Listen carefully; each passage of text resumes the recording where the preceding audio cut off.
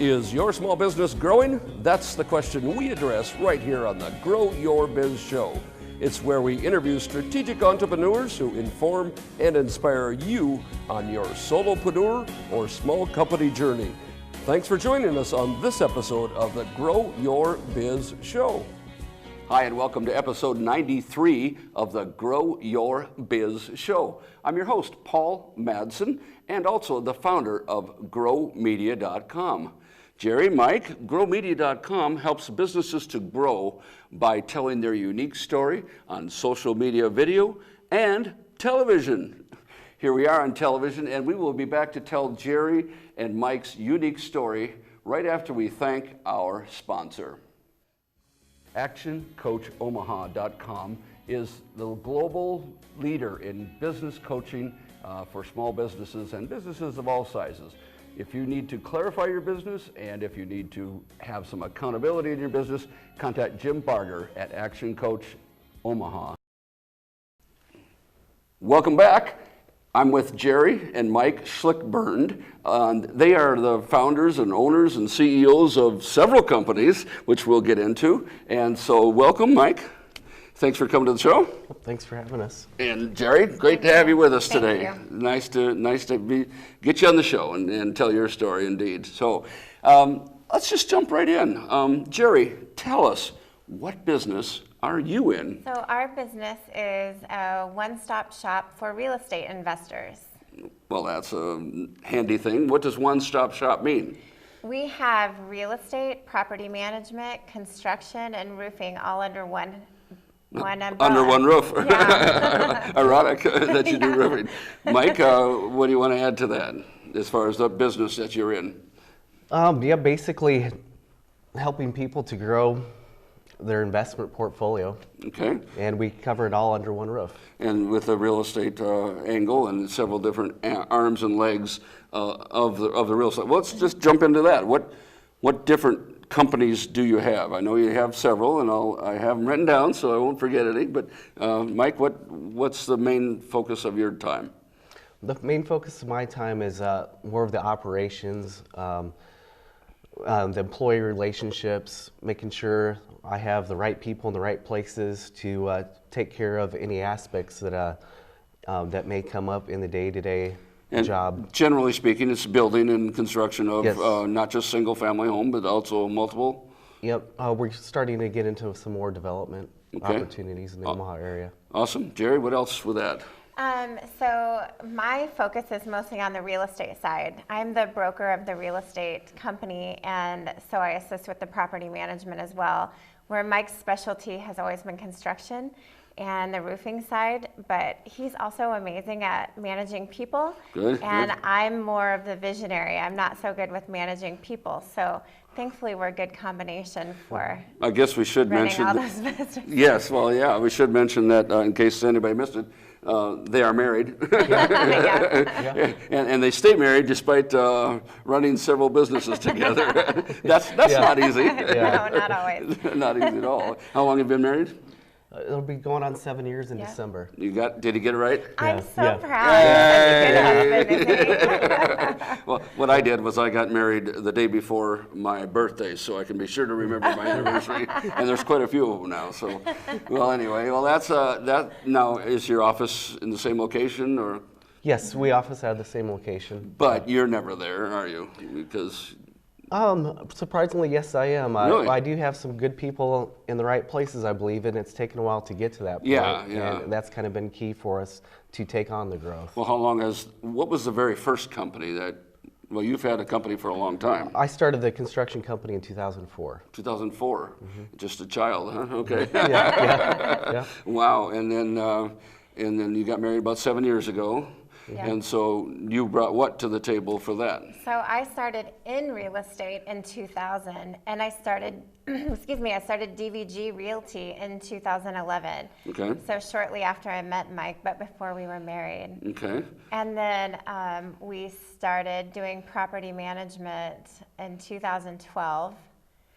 And we started the roofing company this year, Solid Roofing, and and then the DreamVesting Capital Group. We started We started investing with other people's money and allowing them to invest in what we were doing about 2013, and we just formalized it this year into DreamVesting Capital Group. So it started with the marriage, and you were a realtor before you got married.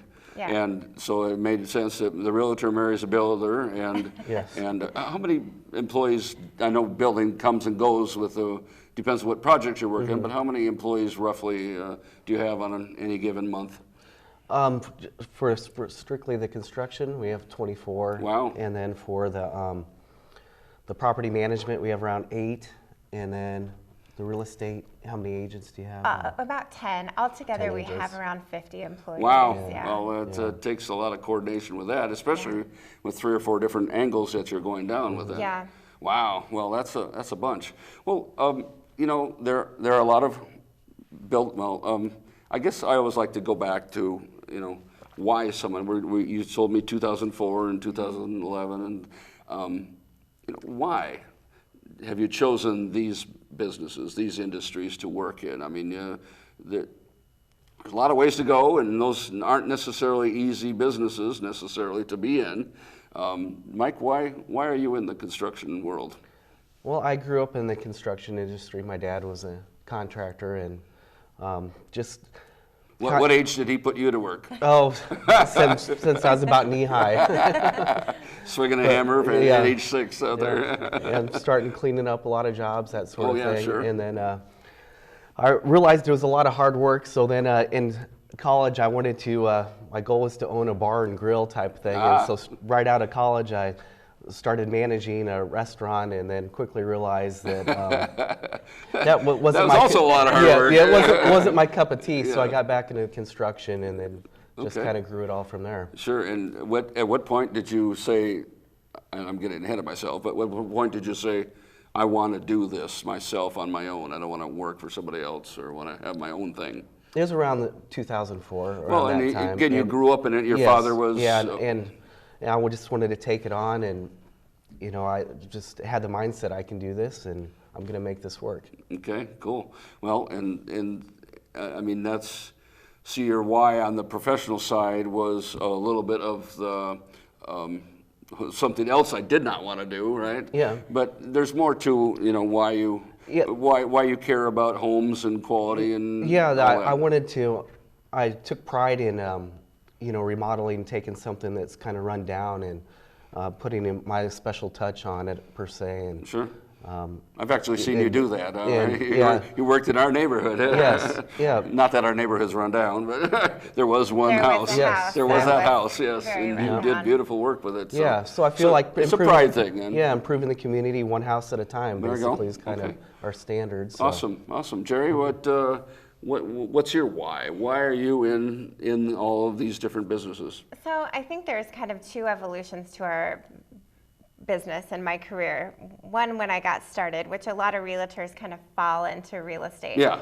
And my dad too is a contractor, so I've always been interested in that sort of thing. And I would say I kind of fell into being a realtor because I wasn't going to swing a hammer and be a contractor. But I would say that our second evolution of our businesses is when we really came together and we do what we do now, where we focus on investors.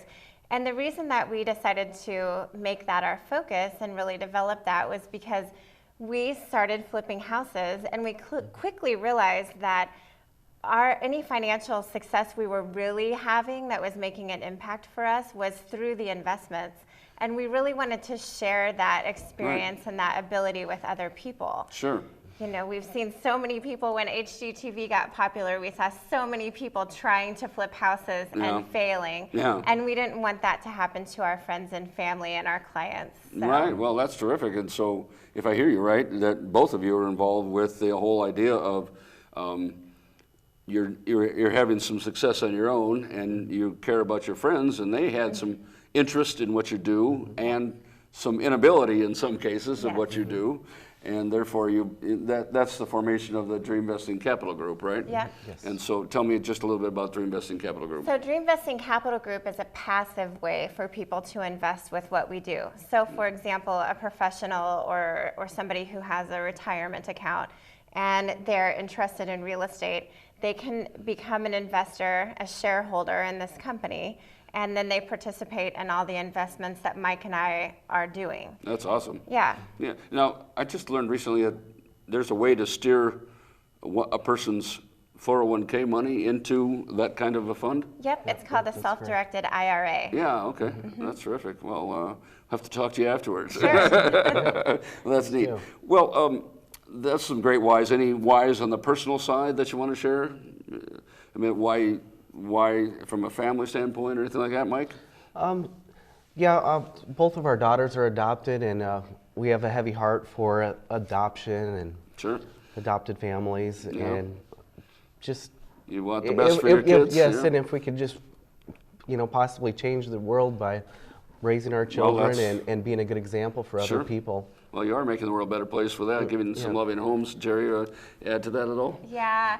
Well, I'm honestly more personally probably more focused on my family, and I'm really proud of my husband because he loves giving to charities that help disadvantaged children. He's the guy that sponsors all these children in different countries, and so sends them letters and things. Awesome. And it's really great. And that's definitely become our big why. So that's, if I hear you right, your success has allowed you to do more outside of not only helping the world because your adoption of your own under your own roof, but also in other organizations and charities as well. Yes. Yep, just giving back, just providing the benefits that we receive. We just want to give back to others as well. Well, I think that makes you different right there from a lot of builders and realtors and so on out there. But I will ask the question anyway. I mean, I can throw a rock and hit lots of builders. I can throw a rock, hit lots of realtors, even investment groups, places to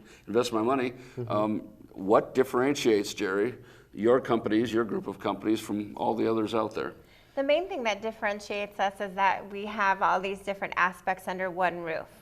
So, for example, with our property management clients, they don't have to go looking for contractors or looking for a roofer if they have a hail claim. Oh, yeah. We have that covered, and they know that they can trust us. That's a big thing for us is, like I said earlier, we got our friends and family involved in investing with us and being our clients. And a lot of people are afraid to work with their friends and family. But we've always had really great success with that. And I think it's because we treat people right. Well, that's terrific. Mike, anything to add to that? Yeah, as Jerry said, basically we wanted to have everything under one roof, a turnkey operation for any investors. Well, I think that's important because, I think those TV shows, Flip or Flop and the Fixer Upper and all those different shows, there's so many of them, raise the consciousness of real estate. I get the biggest kick out of it. They, take a 6-month project, a house redo or whatever. By the time you buy it, fix it, and sell it, 6-month project and boil it down to what? 22 minutes, 23 minutes on TV. It look so easy, oh, it's so easy. Yeah, I'll just bring these guys in. In fact, you see the Chip and Joanna on what's it called, Fixer Upper? Upper. Well, Jerry, have people said something about you too? People always call us the Chip and Joanna of Omaha, and they always joke that we should have a TV show, but unfortunately, we're not that nice to each other. Well, you have 50 people in your offices combined, and you're there together a lot. Does your staff sometimes see sparks fly? Yeah, they do. And the good thing about that, though, they know what's on our mind and what's going on, and we work through it. Yeah. I mean, if we do have any arguments, it's over in like 5-10 minutes. We resolve things quickly, but and the staff is sitting there watching. Oh, this is interesting. Well, they say you're supposed to have transparency in business, but I don't know about you. We're supposed to pick her up from the doctor's office. I don't know if that helps. So that's good. Well, we have gotten better over the years. We've definitely improved. We had one meeting where staff would come kind of to listen to us bicker, but we've grown up and matured over the years. Well, as I mentioned off camera, the theme of those TV shows is conflict, and so maybe you should have your own TV show. You have time for that, right? That only takes another 50, 60 hours a week to do that. So oh my goodness, you pull that out of your back pocket any day, right? Mike, any other additions to what differentiates Sclick Construction and the rest of the companies? Basically, yeah, just being honest and upfront and doing the right thing by everybody. And I think that goes a long way. Disclaimer here, Mike has done work for me at my home, and I think that trust factor is really something else, and because there are people in that industry that don't necessarily offer that trust and that peace of mind, and with you two, they get it all under one roof and all in one place, right? Yep. Yeah. That's Well, let's jump back up a little. Let's get into. I mean, we heard that you started with. Your father swinging a hammer when you're 5, or at least cleaning up the houses anyway. Yeah.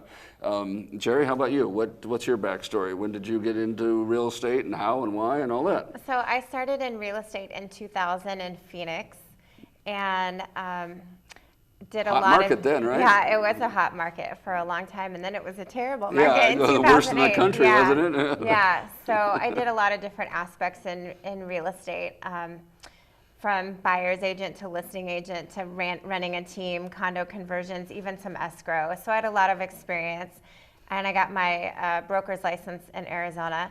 And what made you want to do real estate? Well, I guess you told us earlier that originally, you knew you weren't going to be the contractor. Yeah, I always had an interest in it because of what my dad did, but I can't paint. Like, I'm just not handy that way. Yeah. And so I had to look at a different aspect. Okay. And also I read Rich Dad, Poor Dad, and real estate is a great way for anybody to become financially successful in the United States. Right.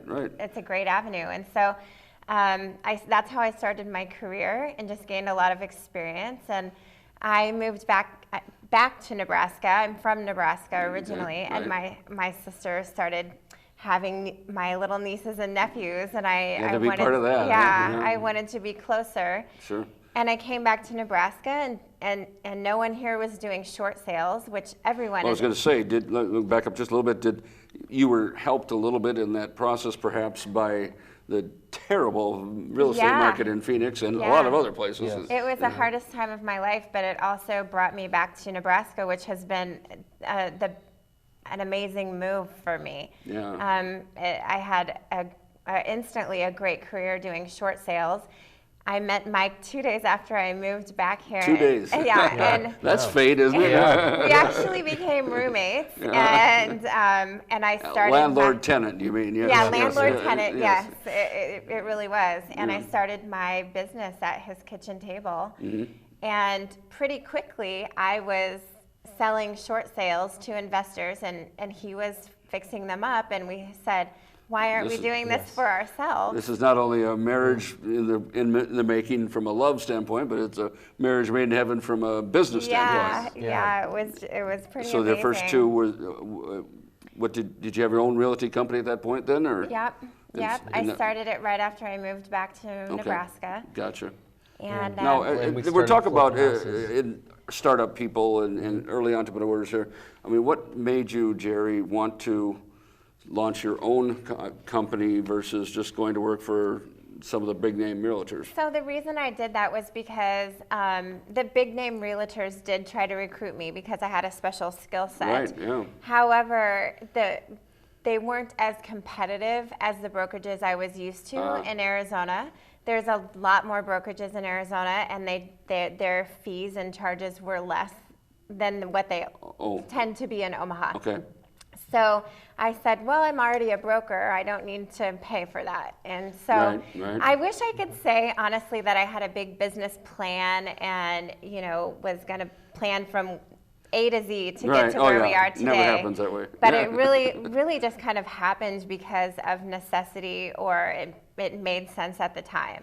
Sure. So it made sense to do my own thing. I was never planning to be a huge brokerage, which we're still not a huge brokerage. We focus on the investment part now. So the brokerage feeds everything else that we do. Gotcha. Well, Mike, tell me, back to that kitchen table thing, at what point, whose idea was it that we should do this together?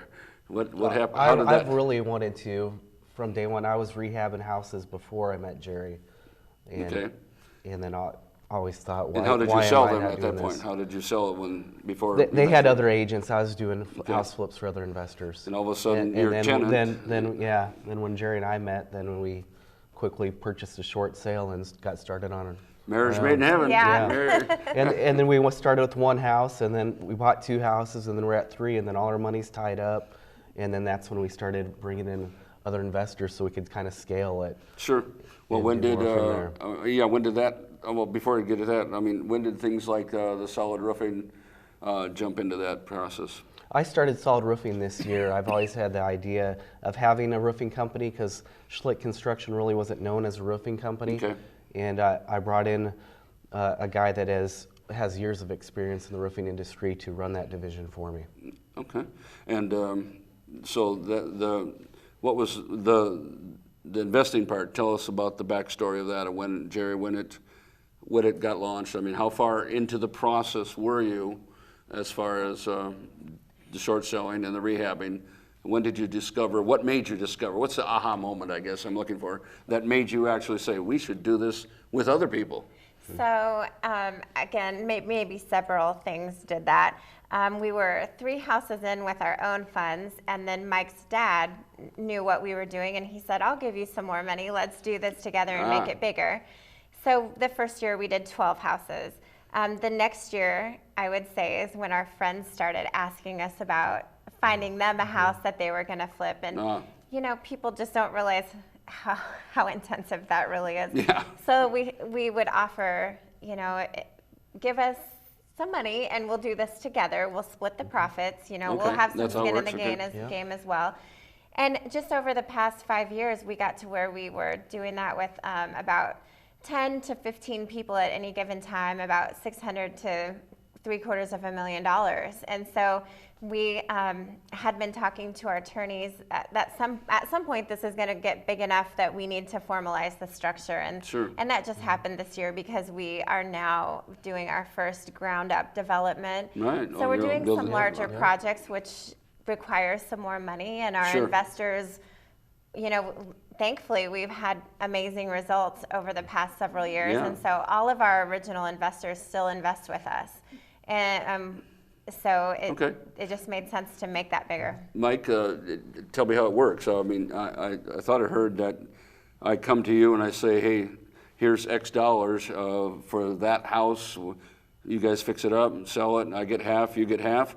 But now it's more of an investment, long-term type of thing on you and several properties. Is that right? Yes, we started a DreamVesting Capital group, and now all of our projects are basically into one fund. Okay.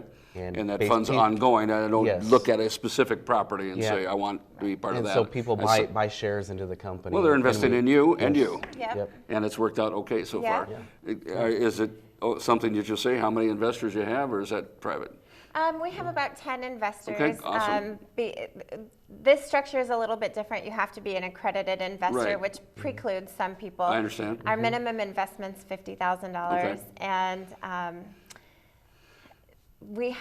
like I said, we've done really well over the past several years, which has allowed people to want to invest in us and trust us.